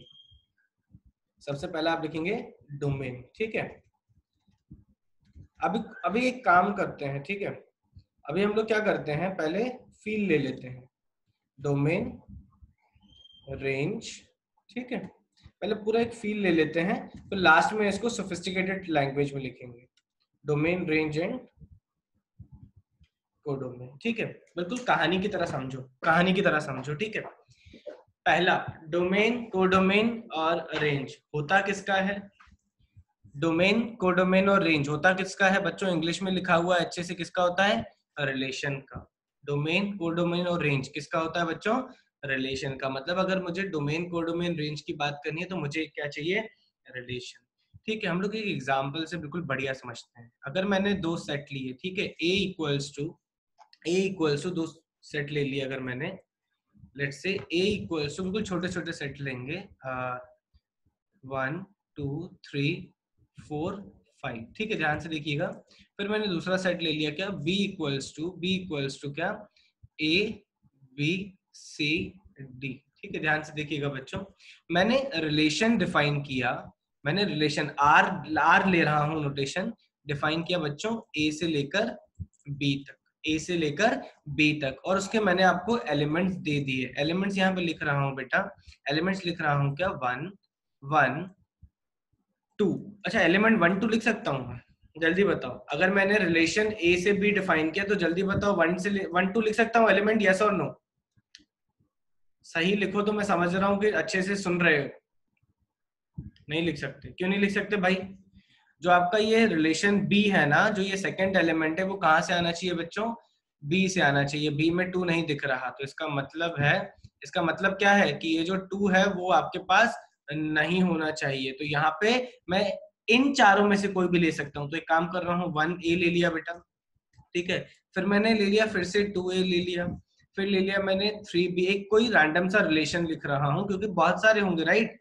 फिर मैंने लिख लिया लेट्स से 4c, और फिर लास्ट लिख लेते हैं 5c, और फिर लिख लेते हैं 6c। तो बच्चों क्या ये रिलेशन है ए टू बी का? जल्दी बताओ, ए टू बी से रिलेशन है बच्चों? जल्दी बताओ। देखो फिर से यस लिख रहे हो, फिर से यस लिख रहे हो, मतलब यार जागते रहो, पूरा अलर्ट चाहिए। नो लिखो। अबे ये 6 कहां से आया? ये 6 कहां से आया? नहीं है, तो ये रिलेशन नहीं होगा अगर इसको मैं 6 कंसीडर करूंगा। ये नहीं होना चाहिए, इसका मतलब है यहीं पे वो खत्म होना चाहिए। अब बताओ है कि नहीं? अब बताओ है कि नहीं? चलो, अगर यहां तक कहानी समझी ना तो ठीक है, इसको हम लोग बोलते हैं पिक्टोरियल रिप्रेजेंटेशन। पिक्टोरियल रिप्रेजेंटेशन अभी जो मैं बना रहा हूं बेटा, ठीक है, ये देखो, एक, इसी को कॉपी कर लो, ठीक है, इसी को कॉपी कर लो, 2। बच्चों ये ध्यान से देखना, पूरे फंक्शंस में यही हम लोग खेलते रहेंगे। क्या हो जाएगा देखो, ये पहला वाला जो है इसको बोल दो ए, जो पहला लेफ्ट है उसको बोल दो ए, उसको बोल देंगे ए। 1 सेकेंड, हाँ बेटा, ये हो गया ए, ये हो गया बी। अगर आपने ये एरो बना दिया, इसका मतलब है आपने रिलेशन डिफाइन किया ए से बी तक। अभी तक आप ये जो देख रहे थे बच्चों, ये तो आपका था सेट्स रिप्रेजेंटेशन, सेट्स रिप्रेजेंटेशन था। अब इसी रिलेशन को मैं सिखा रहा हूं पिक्टोरियल रिप्रेजेंटेशन, ठीक है। तो ए में सारे एलिमेंट्स जो भी हैं आपके, उनको मार्क कर दो, 1 2 3 4 5। फिर बच्चों बी में जो आपके एलिमेंट्स हैं उनको मार्क कर दो, क्या है भाई? ए बी सी डी, ठीक है। ये तो ए और बी अपने अपने रखे हुए हैं, बट हमने कुछ उनका रिश्ता बनाया है। रिश्ता बनाया है मतलब उन दोनों को हमने क्या किया है बच्चों? कनेक्ट किया है। तो एक काम करो, जिसको कनेक्ट किया है ना उनको कनेक्ट कर लेते हैं। किस किस को कनेक्ट किया है हमने? 1 को कनेक्ट किया है, राइट। 1 को कनेक्ट किया है ए से, तो ठीक है, 1 का लाइन लेके ए के पास भेज दो, 1 का लाइन लेके ए के पास भेज दो, मतलब ये आपने कनेक्ट किया है। फिर 2 को कनेक्ट किया है किसके साथ? फिर से ए के साथ। फिर 3 को कनेक्ट किया है बी के साथ, और 4 को कनेक्ट किया है सी के साथ, 5 को भी कनेक्ट किया है सी के साथ। तो बच्चों अगर मैं ये रिलेशन दिखाता हूं लाइनें बना के, तो ये इंडिकेट किया है मैंने कि इस तरीके का हमारा set A to B relation define है। तो अगर ये बच्चों पिक्टोरियल रिप्रेजेंटेशन भी दिया हुआ हो ना, आपको पिक्टोरियल रिप्रेजेंटेशन भी दिया हुआ हो, तो वापस आपको सेट रिप्रेजेंटेशन लिखने आना चाहिए, वापस आपको सेट रिप्रेजेंटेशन लिखने आना चाहिए। अब आता हूं बच्चों डोमेन पे। अब आते हैं बच्चों डोमेन पे, फिर आते हैं रेंज पे, और फिर आते हैं बच्चों कोडोमेन पे। मैं ये तीनों चीजें यहाँ पे लिखता हूं और आप समझने की कोशिश करिए अब समझने की, अच्छा किसी ने क्वेश्चन किसी ने क्वेश्चन पूछा है, वन सेकेंड, किसी ने क्वेश्चन पूछा है कि डी यूज क्यों नहीं किया। मेरी मर्जी, मैंने जो रिलेशन बनाया है उसमें उस डी को मैं नहीं यूज कर रहा, कोई और रिलेशन होगा जिसमें डी को यूज करेंगे। ये तो अपने रैंडम एग्जांपल दिया है, तो ऐसा कोई जरूरी नहीं है कि डी यूज हो या ना हो। अथर्व रैंडम वेरिएबल में था ये सर, ओके हाँ, अरे बहुत बढ़िया। रैंडम वेरिएबल में जो फंक्शन डेफिनेशन थी ना, वही कनेक्ट करेंगे अभी। 3 के साथ ए नहीं आ सकता बच्चों, तो 3 के साथ ए मैंने लिखा ही नहीं है, क्योंकि देखो ये रिलेशन जो है ना, ये मैंने उठाया है। आप अपना दूसरा रिलेशन बना के पिक्टोरियल रिप्रेजेंटेशन उसको लिख सकते हो, ये मैंने रिलेशन बनाया है। और इसका हम लोग रिलेशन का क्या लिखेंगे, देखो मुझे रिलेशन का लिखना है डोमेन, कोडोमेन और रेंज, तो मुझे रिलेशन तो चाहिए ना, तो ये रिलेशन मैंने एक उठाया है। अगर मैं इसी को बच्चों ध्यान से देखो 5, C की जगह लिख दूंगा, एक और लिख दूंगा 2, C, तो ये भी एक नया रिलेशन बन जाएगा, ये भी A to B नया रिलेशन बन जाएगा, जिसके लिए हम लोग और डोमेन और रिलेशन बना सकते हैं। बट अभी जो हमने एग्जांपल लिया है उसका ये आपका हो गया पिक्टोरियल रिप्रेजेंटेशन। बच्चों यहां तक समझा कि नहीं? तो जल्दी मैं उसका डोमेन, रेंज और कोडोमेन लिख के बताऊं, जल्दी यस लिखो क्योंकि ये बहुत इंपॉर्टेंट है, जल्दी लिखेंगे। चलो चलो बच्चों, कोडोमेन सेट जो होता है ना, कोडोमेन अगर सेट जो होता है, मैं एक लाइन में लिख रहा हूं, वो होता है सेट बी।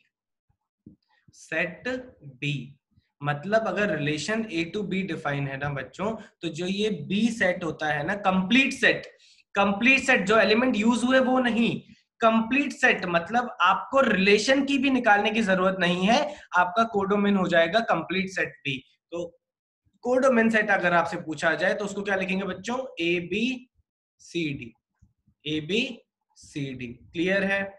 अगर रिलेशन नहीं भी पता है ना मुझे, तो मैं बोल सकता हूं कि अगर ए टू बी तुम डिफाइन करने वाले हो ना, ए टू बी डिफाइन करने वाले हो, तो तुम्हारा कोडोमेन बी हो जाएगा।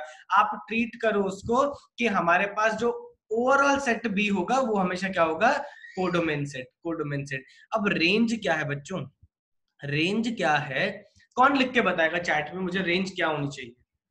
चैट पे लिख के बताओ मुझे, कम से कम यार 5 बच्चे बस सही दे दो आंसर, जल्दी बताओ चैट पे, 5 बच्चे सही दे दो जल्दी। क्या होनी चाहिए, मतलब थोड़ा इंट्यूशन यार। नहीं अथर्व, तुमने डोमेन लिखा है, वो एक्चुअली डोमेन है। नहीं नहीं, अगेन देखो बच्चों, रेंज जो है ना, रेंज है सिंपल शब्दों में used elements of B, used elements of B. तो जो रिलेशन हमने लिखा है, जो रिलेशन हमने लिखा है, उस रिलेशन में बी के जो जो एलिमेंट्स अगर आपके रिलेशन में यूज हुए हैं, वो सारे कहलाते हैं बच्चों रेंज, वो सारे कहलाते हैं रेंज। तो क्या बोलेंगे, जल्दी बताओ कौन कौन यूज हुआ, ए यूज हुआ, बी यूज हुआ और सी भी यूज हुआ। ए यूज हुआ, वेरी गुड यश मेश्राम, वेरी गुड बेटा। ए यूज हुआ, बी यूज हुआ, सी यूज हुआ, डी यूज नहीं हुआ। प्रज्वल, डी यूज नहीं करना है हमें इस रिलेशन में, तो वो रेंज में नहीं आएगा, वो रेंज में नहीं आएगा। तो रेंज बच्चों क्या होगा, used elements of set B. अब डोमेन जो है ना, काफी बच्चों ने एक्चुअली रेंज का डेफिनेशन डोमेन बोला, domain is the used elements of A, domain is the used elements of A। तो बच्चों जल्दी बताओ डोमेन क्या होगा, डोमेन क्या होगा, डोमेन होगा, 1 सेकेंड रिपीट करेंगे बच्चों, डोमेन होगा यूज्ड एलिमेंट्स ऑफ ए 1 2 4 5। अबे याक्षु 3, अच्छा 3 भी है, अच्छा सारा हो जाएगा, 1 सेकेंड, 3 भी है, सारे हैं, सारे यूज कर लिया आपने। तो 1 2 3 4 5, 1 2 3 4 5। अब जिन बच्चों को थोड़ा सा भी डाउट है ना, थोड़ा सा भी डाउट है बच्चों, मेरे साथ डेफिनेशन लिखो और उस डायग्राम को देखते रहो, आराम से डाउट क्लियर हो जाएंगे। जल्दी डोमेन की हेडिंग डालेंगे। सृष्टि बेटा एक बार डेफिनेशन लिखो डोमेन की और इसको निहारते रहो, अपने आप कॉन्सेप्ट जो भी छोटा मोटा मिस हुआ है क्लियर हो जाएगा। तो बच्चों डोमेन की डेफिनेशन लिखो, डोमेन की डेफिनेशन लिखेंगे मेरे साथ। सबसे पहला देखिएगा, सबसे लिखेंगे लेट आर बी, छोटा दिख रहा होगा अभी आपको, इसको बड़ा कर देते हैं, थोड़ा सा स्पीड में लिखेंगे। Let R be a relation, let R be a relation from A to B, a relation from A to B, then domain of, पहले डोमेन लिख लेंगे बच्चों, then domain of R is the दोनेश बेटा पहले definition लिख लेंगे, अभी definition लिखेंगे बच्चों। then domain of R is the set of all those elements, set of all those elements, set of all those elements, all those elements बच्चों यहाँ पे लिख रहा हूं मैं, where A belongs to A, where A belongs to A, where A belongs to A,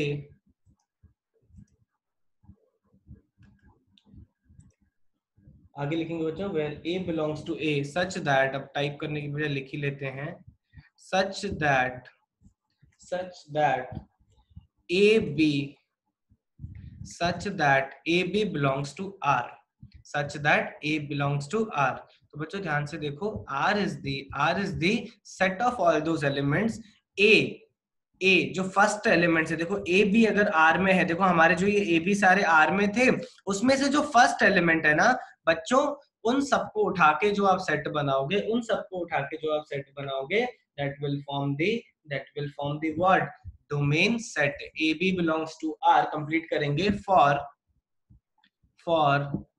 some B belongs to B, for some B belongs to B। तो अगर बच्चों A, B belongs to R है, तो उसमें से जो भी आपके A वाले एलिमेंट्स होंगे, मतलब फर्स्ट एलिमेंट्स होंगे, देखो रिलेशन में देखो ये फर्स्ट एलिमेंट्स कौन से थे, 1 2 3 4 5, तो ये सारे एलिमेंट जो थे आपके कौन सा सेट मिलके बनाएंगे, डोमेन सेट बनाएंगे, डोमेन सेट बनाएंगे। और अगर इसको मैं बच्चों रोस्टर फॉर्म में लिखूंगा, रोस्टर फॉर्म में लिखिएगा तो कैपिटल डी से इसको डिनोट करते हैं। आप इसको कैसे लिखेंगे देखिएगा, सब लोग ध्यान से देखेंगे। ए, आपने क्या किया बच्चों, पहले वेरिएबल डिफाइन कर दिया, क्या, ए, ठीक है, फिर इसको डेफिनेशन देंगे। डेफिनेशन क्या है, A should belongs to A, A should belongs to A, ध्यान से देखिएगा, सच दैट जो ए बी है आपका, ये जो ए बी रिलेशन है, it should belongs to R, it should belongs to R for some B belongs to B, for some B belongs to B, for some B belongs to B। जल्दी लिखेंगे इसको अच्छे से। तो बच्चों clear हो गया होगा, जो हमने एग्जाम्पल लिया था उसमें आपका ये 1 2 3 4 5 डोमेन क्यों हुआ, क्योंकि आपके रिलेशन में जो सारे फर्स्ट एलिमेंट्स थे वो आपके यूज हो गए हैं, बच्चों सेकंड डेफिनेशन लिखेंगे जल्दी से।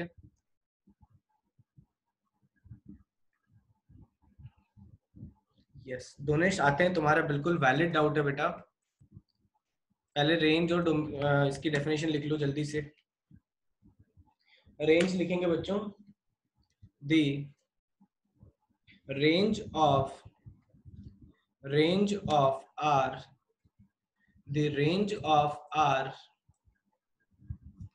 कंफ्यूज हो जाओगे, the range of relation R लिखेंगे बच्चों, the range of relation R, the range of relation R is set of all those elements, is set of all those elements, simple शब्दों में लिखेंगे बच्चों, which are used in the relation, मतलब सारे elements जो बच्चों यूज हुए हैं वो लिख लेंगे। और अगर मैं इसकी रोस्टर फॉर्म में लिखना चाहता हूं बच्चों, तो रोस्टर फॉर्म में कैसे लिखेंगे रेंज, हम लोग रोस्टर फॉर्म में लिखेंगे कि कोई हमारा बी एलिमेंट रहेगा और उस पे कंडीशन क्या रहेगी कि B should belongs to what, B should belongs to not R, B should belongs to what बच्चों? बी कौन से सेट से आना चाहिए? अगर समझ रहे हो तो जल्दी चैट पे लिखो, बी कौन से सेट से आना चाहिए, जल्दी बताओ।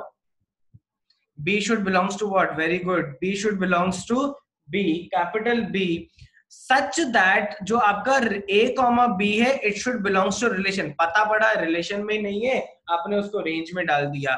और क्या लिखेंगे बच्चों? For some A belongs to A. For some A belongs to A. For some A belongs to A.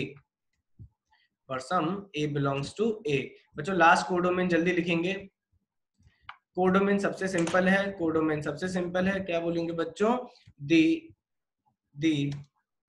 Set B, the set B is the codomain, set B codomain of the relation, the set B is the codomain of the relation defined from जो उसको बड़ा करके लिखेंगे, defined from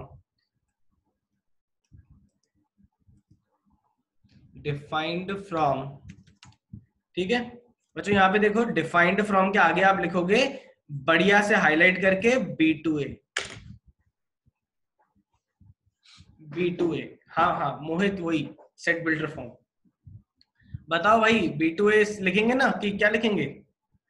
set B is the codomain of the relation, सही है क्या? B2A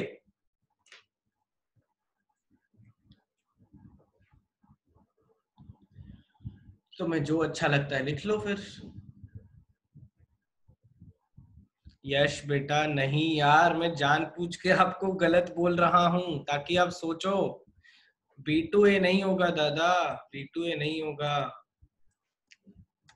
क्या होगा? A to B। क्या होगा बच्चों? A to B। अबे ब्लाइंडली मत माना करो, अलर्ट रहा करो। हाँ भाई हो गया ना, तो उसको छाप दो जल्दी से यार। अगले 10 मिनट में 5 सवाल करने मुझे, इसको छाप दो जल्दी से।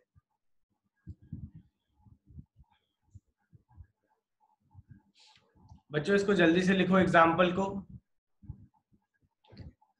अगर कंफ्यूजन हो रहा है कि कौन कहां पर है तो कंफ्यूजन हटा देते बच्चों। 2 मिनट में लिखेंगे, ज्यादा टाइम नहीं लेंगे। अबे मेश्राम तुझसे नहीं, दो हैं अपनी क्लास में। बच्चों यहां से लिखेंगे।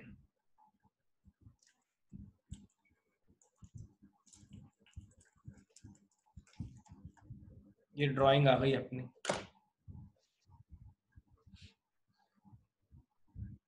जल्दी लिखो। तो इसका मतलब है कि अगर मुझे रिलेशन दिया हुआ है, अगर मुझे रिलेशन दिया हुआ है तो मुझे डोमेन, कोडोमेन, डोमेन, कोडोमेन और रेंज निकालने आना चाहिए। सृष्टि बेटा आपका डाउट क्लियर हुआ? और हाँ दोनेश बेटा देखो, रेंज जो है ना, अगर डी को यूज करते तो रेंज और कोडोमेन बराबर हो जाते। रेंज और कोडोमेन क्या हो जाते? बराबर हो जाते, और दोनों के सेट्स के एलिमेंट जो है वो सारे सेम हो जाते। जल्दी लिखो। अबे ये लिखना है क्या? ये सब ये जो ये पता नहीं कौन सी ड्राइंग बनाई है, अब इसको लिखना है? ये एग्जाम्पल है। ये जो है ना ये एग्जाम्पल है, जल्दी लिखो इसको। नहीं तो आधा पेज छोड़ दो, जल्दी प्रॉब्लम करेंगे पहले।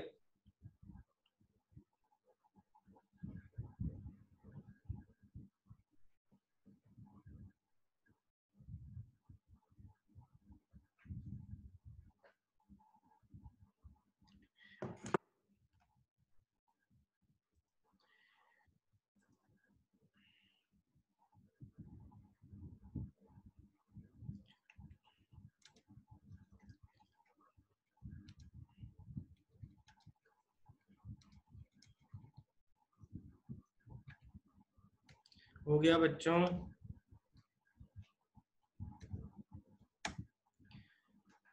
चलो जल्दी भाई, अब तो 5 सवाल हैं, बिल्कुल स्पीड से करेंगे। कहाँ गया प्रॉब्लम्स? हाँ बच्चों जल्दी, बिल्कुल आंखों का इस्तेमाल करो। आंखों का इस्तेमाल करो और यस और नो बताते जाओ। ये 4 ऑप्शंस नहीं है, हाँ मतलब 4 ऑप्शंस हैं, इसका जल्दी बताओ।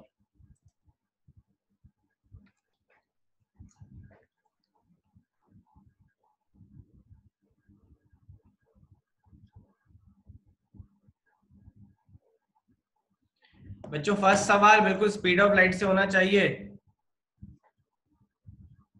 ऑब्वियसली बात है, मल्टीपल करेक्ट है बेटा।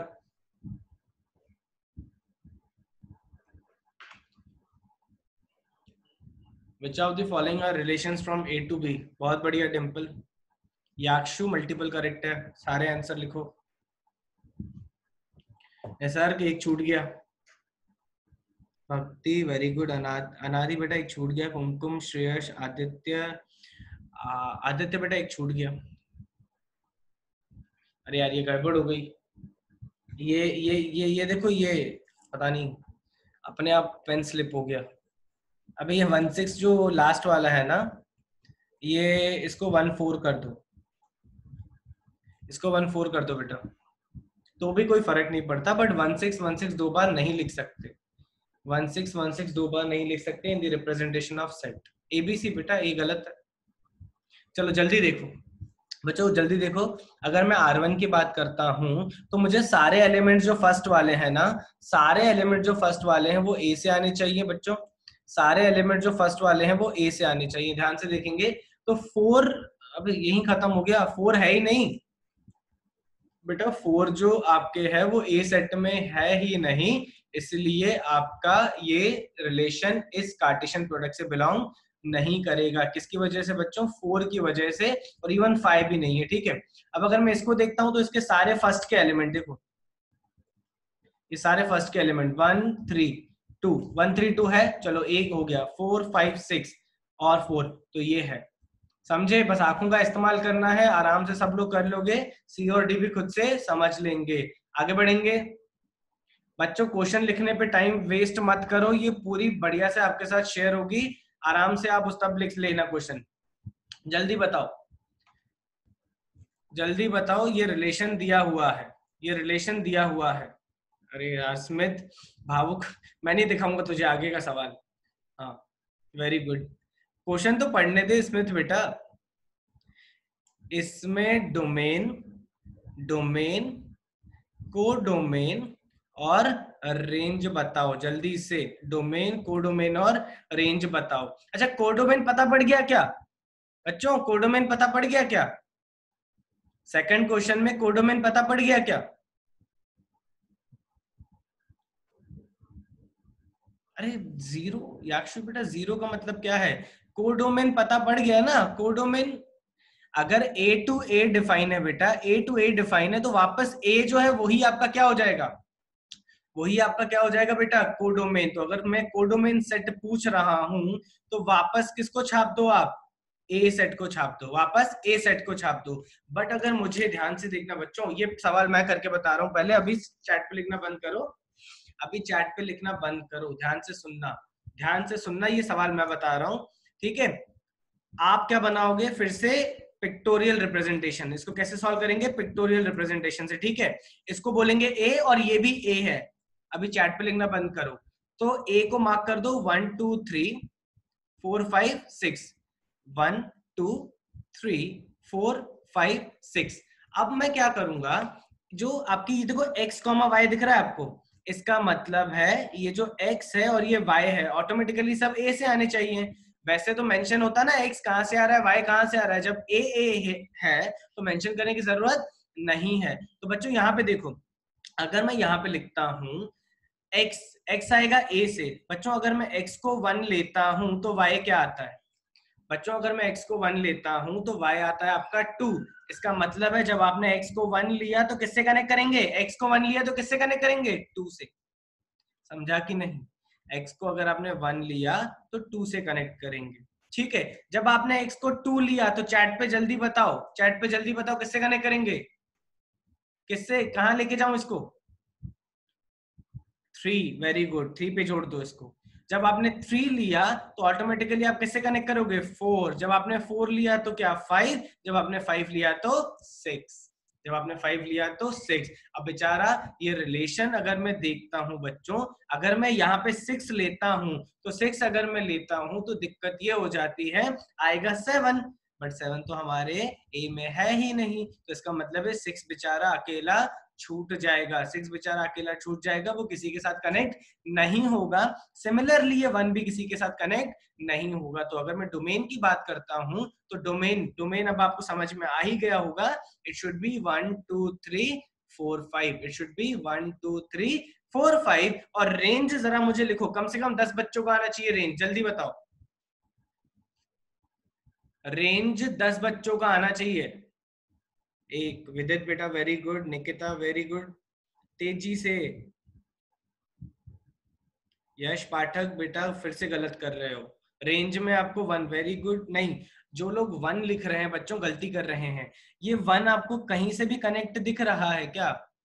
यश, नौकिता, आदित्य बेटा, ये 1 आपको कहीं से भी कनेक्ट हुआ दिख रहा है क्या? यूज हुआ दिख रहा है क्या? तो इसको आप रेंज में कंसीडर नहीं करोगे, किसको कंसीडर करोगे? 2 3 4 5 6। 2 3 4 5 6। समझा? समझा क्या बच्चों? जल्दी बताओ, लिखने पे टाइम खोटी मत करो, ये मैं पूरा आज भेजने वाला हूँ, आप प्रॉब्लम्स लिख लेना।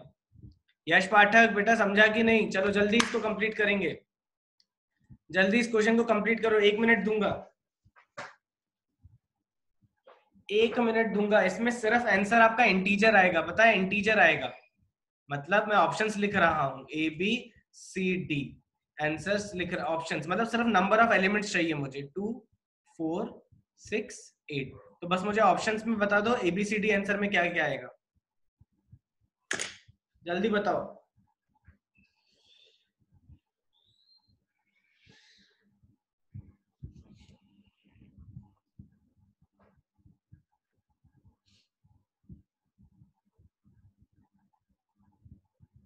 नहीं नहीं, सिंगल करेक्ट है, दोनों सिंगल करेक्ट है।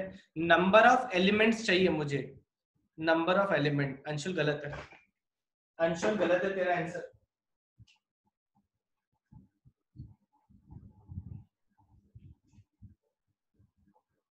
सबका ऐसे गलत क्यों आ रहा है भाई?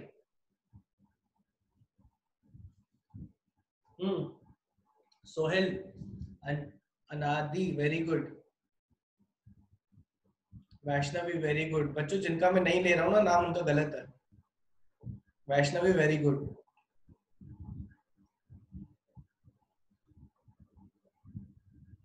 नहीं नहीं,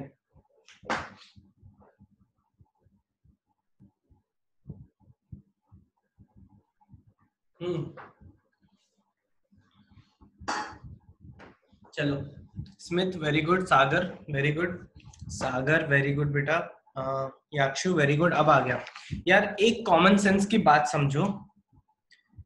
a comma -2 belongs to r का मतलब है, सब लोग देखो, 4 comma b square belongs to r का मतलब है कि ये रिलेशन को सेटिस्फाई करेंगे, रिलेशन को सेटिस्फाई करेंगे।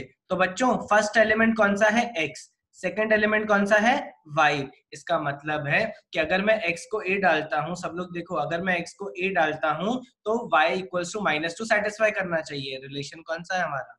रिलेशन कौन सा है? y equals to x square minus 1। तो ये सिंपल शब्दों में कहना चाह रहा है a comma -2 should satisfy the relation y equals to x square minus 6, y equals to x square minus 6। तो बेटा y की जगह क्या डालोगे आप? y की जगह डालेंगे क्या? -2 इक्वल्स टू x की जगह डालोगे a स्क्वायर हो जाएगा -6। बच्चों इधर भेजोगे तो ये हो जाएगा a स्क्वायर इक्वल्स टू 4। तो a की कितनी वैल्यू आ गई?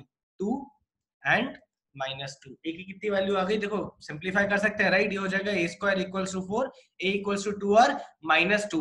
अब अगर 4 comma b square also belongs to the relation, तो बेटा ये भी तो सेटिस्फाई करना चाहिए ना, ये भी तो इसको सेटिस्फाई करना चाहिए। तो क्या बोलेंगे? बी स्क्वायर, वाई की जगह लिखोगे B square equals to, X की जगह क्या लिखोगे बेटा? एक्स की जगह लिखोगे आप 4, तो हो जाएगा 4 का स्क्वायर 16 माइनस 6, और बी स्क्वायर हो जाएगा कितना? 16, नहीं क्या बोल रहे हैं भाई, बी स्क्वायर कितना हो जाएगा? 16 थोड़ी ना होगा, क्या होगा भाई? 10। तो यहाँ से बच्चों दो वैल्यूज फिर से बी की मिलती है, B equals to √10, B equals to -√10। अब जरा बताओ चैट पे आंसर कितने आएंगे? Number of element relation in the new set A comma B. अब सोचो ए और बी मिल गया, राइट?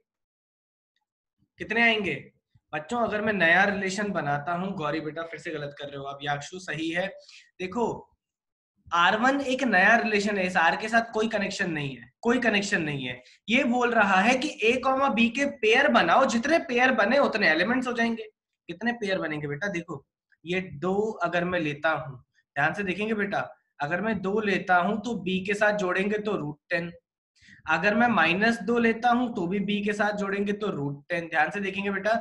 फिर अगर मैं लेता हूं क्या, 2√10, फिर अगर हम लोग 2 लेते हैं तो हम लोग ये -√10 के साथ भी कनेक्ट कर सकते हैं, और फिर अगर हम लोग -2 लेते हैं तो वो भी -√10 के साथ कनेक्ट कर सकते हैं, √10 के साथ कनेक्ट कर सकते हैं। समझा कि नहीं? तो पहले आपको बच्चों ए और बी की वैल्यू निकालनी थी, फिर ऑल पॉसिबल कॉम्बिनेशन से हमारा आंसर आ जाता कितना, 4 आ जाता। चलो बच्चों तो एक काम करेंगे, ये फोर्थ को क्या बोलोगे भाई? होमवर्क। यस दोनेश बेटा, नेगेटिव वैल्यूज कोई मतलब क्या दिक्कत है? नेगेटिव वैल्यूज क्यों नहीं ले सकते? क्या गुनाह किया है उन्होंने? नेगेटिव वैल्यूज ने कोई गुनाह नहीं किया, उनको हम लोग ले सकते हैं। ए और बी पे कोई ऐसा बच्चों रिस्ट्रिक्शन थोड़ी ना है कि ए और बी पॉजिटिव है या नेगेटिव है। इवन बच्चों इमेजिनरी भी आते हैं ना ए और बी, तो भी आप उनको ले सकते थे। ठीक है बेटा, दोनों डाउट क्लियर हो गया होगा। अब लिखो फोर्थ को होमवर्क लिखो, फिर बच्चों फिफ्थ को होमवर्क लिखो, और फिर सिक्स्थ को होमवर्क लिखो। ठीक है, तो होमवर्क हो जाएगा हमारा fourth, fifth and sixth. Fourth, fifth and sixth homework clear है बच्चों? जल्दी ऑल क्लियर बोलो तो अगली क्लास में जाएंगे आप। जल्दी ऑल क्लियर बोलेंगे। कहाँ गया? समझा? चलो बच्चों जल्दी ज्वाइन करो, अगली क्लास आपकी स्टार्ट हो गई होगी। ठीक है, चलो कब कंटिन्यू करेंगे? सैटरडे को। और हाँ, सॉल्यूशन ऑफ ट्रायंगल की शीट करते रहना, सॉल्यूशन ऑफ ट्रायंगल की शीट करते रहना। चलो।